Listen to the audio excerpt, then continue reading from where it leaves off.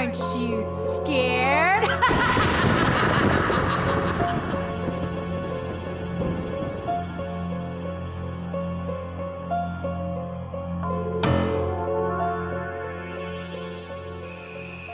Good evening, everyone, and welcome to Eerie Hour with Erich. I'm your host, Eerie Erich, and once again, welcome to Around the Fire, to where we tell scary stories of the strange, the macabre, and various urban legends.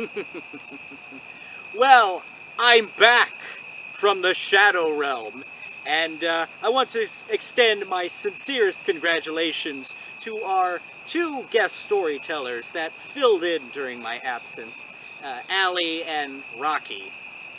Or should I say, Melanie and Ezra. Well, either way, they did a fantastic job, and there's more guest storytellers to come in the future. Well, for tonight's scary story, ladies and gentlemen, it doesn't have any ghosts, ghouls, goblins, or anything else that goes bump in the night. It simply has a woman and her husband and her thoughts, her rather dark and grisly thoughts. And that's the name of tonight's tale. It's called What a Thought, and it was written by Shirley Jackson. First, before I start, like always, I need my reading glasses.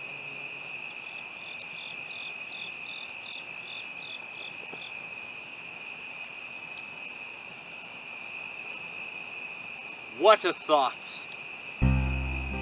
Dinner had been good. Margaret sat with her book on her lap and watched her husband digest it, an operation to which he always gave much time and thought. As she watched, he put his cigar down without looking and used his free hand to turn the page of his paper. Margaret found herself thinking with some pride that, unlike many men she had heard about, her husband did not fall asleep after a particularly good dinner. She flipped the pages of her book idly. It was not interesting. She knew that if she asked her husband to take her to a movie or out for a ride or to play gin rummy, he would smile at her and agree. He was always willing to do things to please her, still after 10 years of marriage. An odd thought crossed her mind. She would pick up the heavy glass ashtray and smash her husband over the head with it. Like to go to a movie? Her husband asked. I don't think so, thanks, Margaret said. Why? You look sort of bored, her husband said. Were you watching me? Margaret asked. I thought you were reading. Just looked at you for a minute. He smiled at her.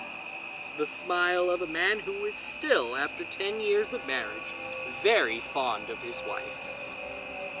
The idea of smashing the glass ashtray over her husband's head had never before occurred to Margaret, but now it would not leave her mind. She stirred uneasily in her chair, thinking, what a terrible thought to have. Whatever made me think of such a thing? Probably a perverted, affectionate gesture, and she laughed. Funny? Her husband asked.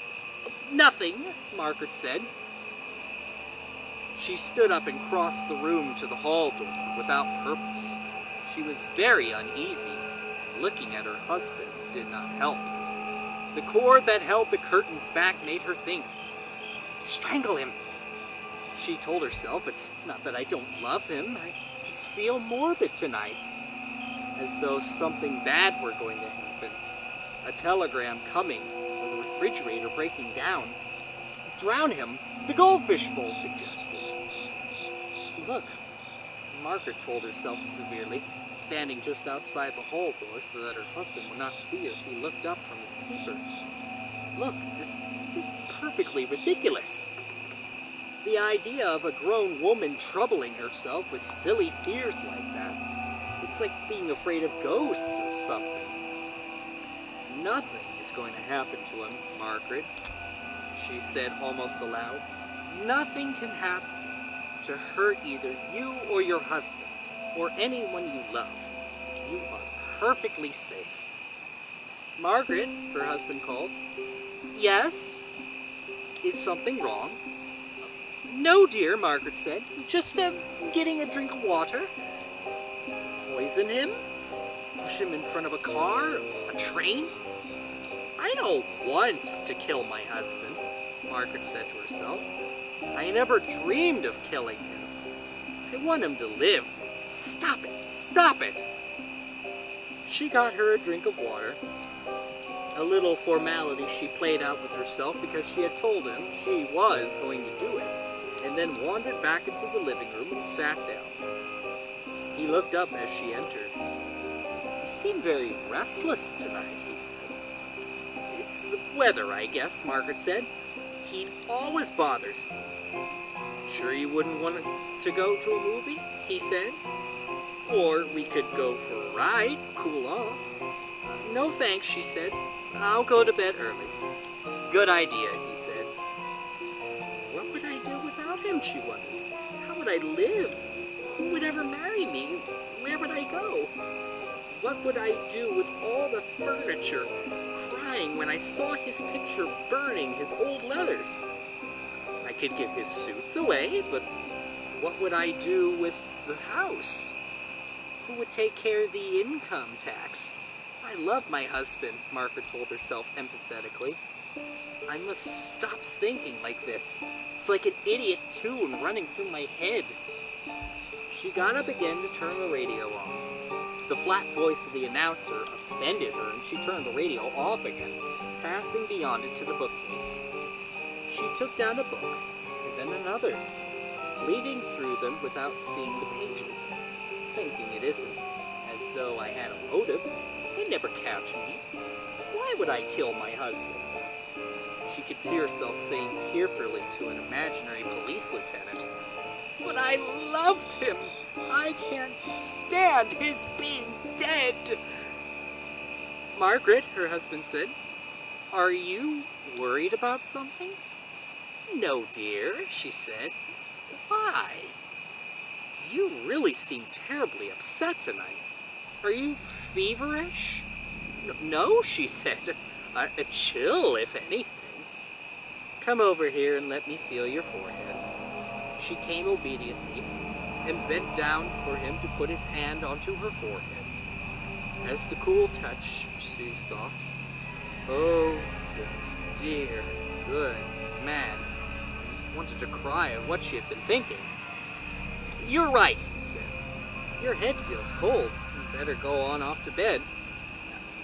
In a little while, she said. I'm not tired yet. Shall I make you a drink? He asked. Or something like lemonade? Thank you very much, dear, she said. No, thanks. They say if you soak a cigarette in water overnight, the water will be almost pure nicotine by morning, and deadly poisonous. You can put it in coffee, and it won't taste. Shall I make you some coffee? She asked, surprising herself. He looked up again, frowning. I just had 2 cups for dinner, he said. But thanks just the same. I'm brave enough to go through with it, Margaret thought. What will it matter 100 years from now? I'll be dead too by then, and who cares about the furniture? She began to think concretely. A burglar. First call a doctor, then the police, then her brother-in-law and her own sister. Tell them all the same thing. Her voice broken with tears. It would not be necessary to worry about her preparations. The more elaborately these things were planned, the better chance of making a mistake.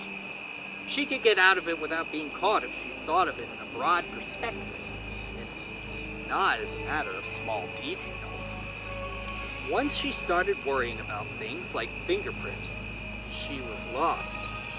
Whatever you worry about catches you every time. Have you any enemies? She asked her husband, not meaning to. Enemies? He said. For a moment he took her seriously, and then he smiled and said, I suppose I have hundreds. Secret ones. I didn't mean to ask you that, she said, surprising herself again.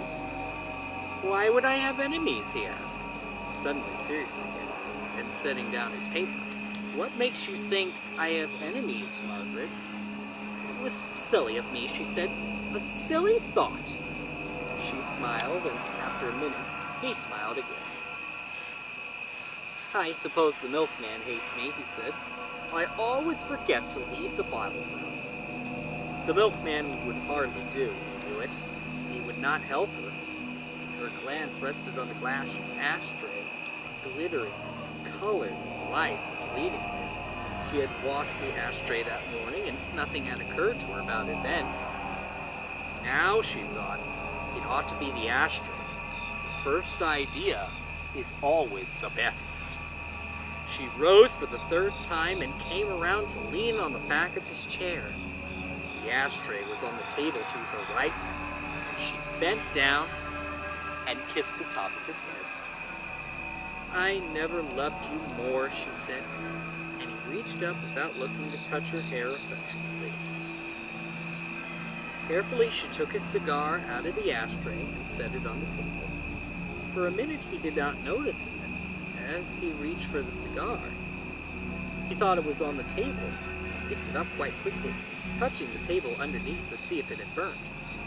"Set fire to the house," he said casually.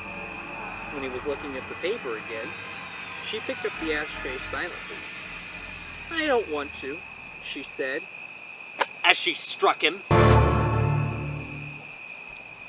Well, that was certainly a very surprise ending to a very grisly tale indeed.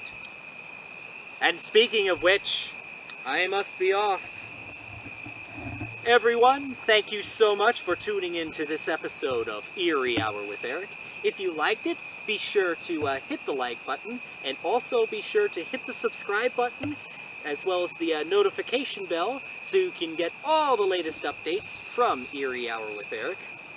Also, don't forget to share this with your friends, your family, and whoever you interact with on a daily basis. And also, don't forget to like us on both Facebook as well as Instagram.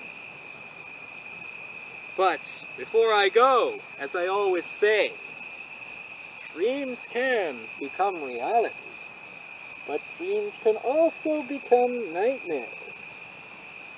But can nightmares become reality? Well then, you be the judge. Tune in for the next episode of Eerie Hour with Erich.